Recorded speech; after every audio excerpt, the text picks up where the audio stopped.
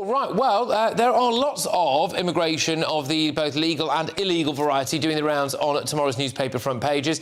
But a YouTuber who was at one of last summer's disorder moments says that despite protesters threatening his wife, I believe, he sympathises with some of them.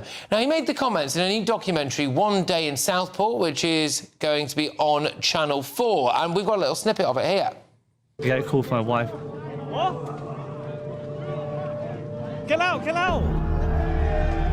She was still in the car at that point, and she said, someone's outside my car. She said, there's one guy by the window, and he's braking the car next to her, to the left and the right, and he's swearing at her, saying, get out of the fucking car, bitch. My heart's racing at this point. I was thinking they're going to pull her out or beat her up, or the car was even get burned with her in it.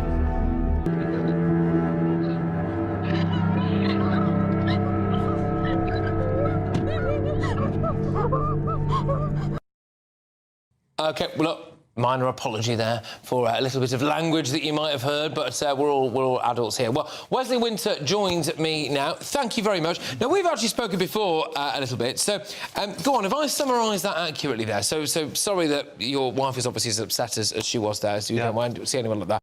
But broadly speaking, you sympathise with the idea why people are taking to the streets, is that right? Oh, yeah, but obviously it got hijacked into rioting towards the end, but, you know, the coming days after what happened in Southport, the main message was to protect the children.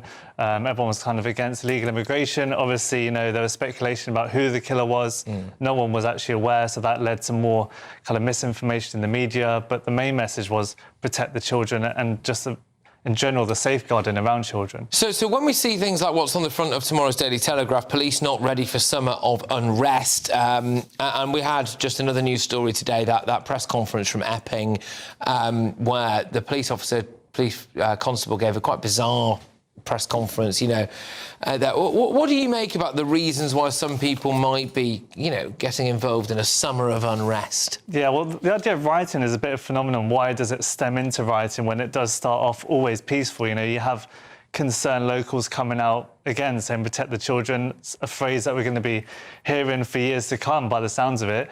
But I think what happens is people just are attracted to violence that does occur. Maybe it is aggravated, who knows, but I think but at the end of the day, people feel unheard and there's not enough is getting done quick enough. And when people don't have a solution, they're going to vent their anger. And what I find great about the stuff that you do is that you just get right in amongst it with a little camera and a microphone, and you plonk yourself in the middle of it, and you do a lot of walkthroughs, which I think are great, because then people, it's like everyone's looking at it through your eyes when you're in the middle of these situations, which is really important, I think, for people to understand what's going on. So when you see like a lot of the overt left-wing press standing up and asking questions about things like Nigel Farage putting out misinformation or helping to stir the pot, what do you hear and see when you're at some of these protests? What do you think the real reasons for them are? Well, that's the thing. When I go out, it's very like run and gun. So I'll be speaking to ordinary locals where maybe the mainstream media will have a specific spokesperson who will speak all proper and, you know,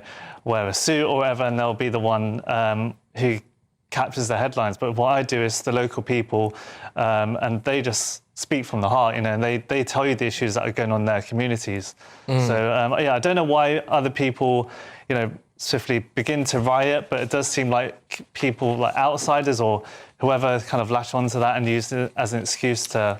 You've also got involved, I think, am I right in saying, with some of the stand-up to racism people or some of those, so you've been in amongst that side of it as well? Yeah, I do try to speak to both sides as and when. Obviously, you've probably experienced it yourself. It can be quite challenging to speak to both sides. Their concern was that they believe that there are people in these groups that are more right-wing, they call them the far right, that's up to debate, and that's the reason why they come out, but, yeah, you know.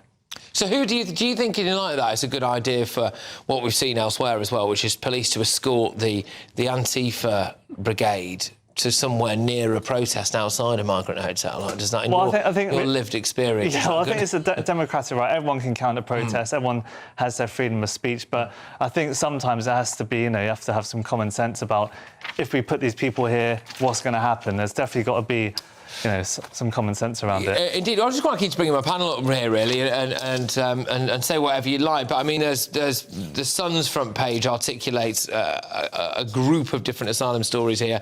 This posh hotel being taken over for migrants. I mean, one of the things that stood out for me there, Christo, was yesterday my producer said to the Home Office, is this going to be a migrant hotel? And they categorically said no. Well, and yeah, then today it is. That's. I mean, I'm keen to know, based on your experience, do you believe that, as I do, that people are being radicalised into this sort of behaviour, i.e. rioting? And it might have been people who perhaps started off quite moderate, who, as you say, aren't being listened to, and then actually they're moving to these extremes of behaviour, which is unforgivable. But do you think that that's what's happening? I just think in general, people who have extreme thoughts will latch on to anything that is closest to what they believe in.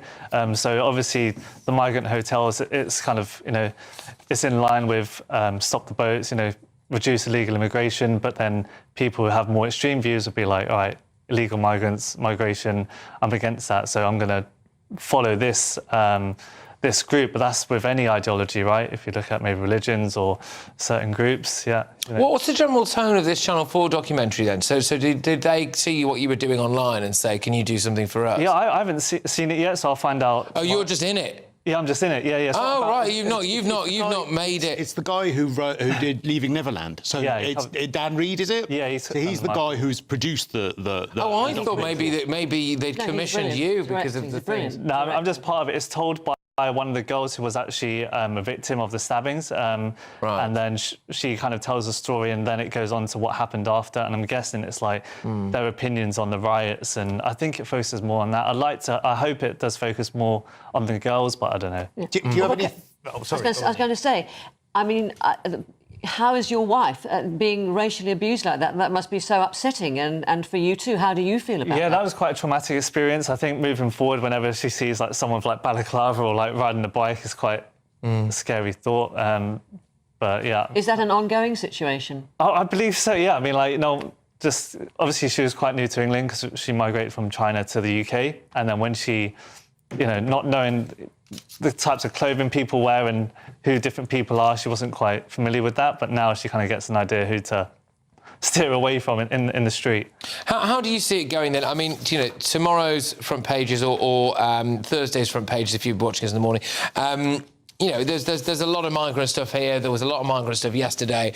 There's probably going to be even more tomorrow. It seems like at the moment the story every single day about it all.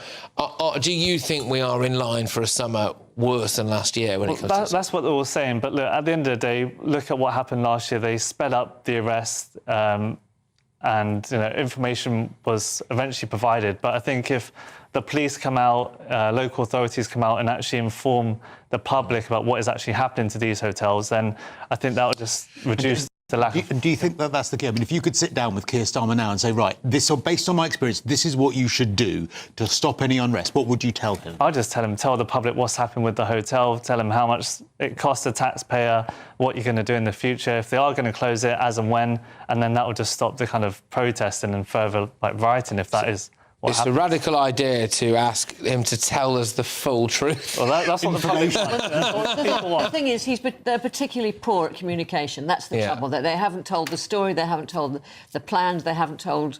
They just have not communicated sufficiently with the public. All right, well, loath as I am to promote anything on Channel 4, I believe that legally I should do, and I'm very grateful for Wesley for coming in, so why not? You can watch... No, I'm not going to do it. I'm not going to do it, and I'll tell you why I'm not going to do that in a second. OK.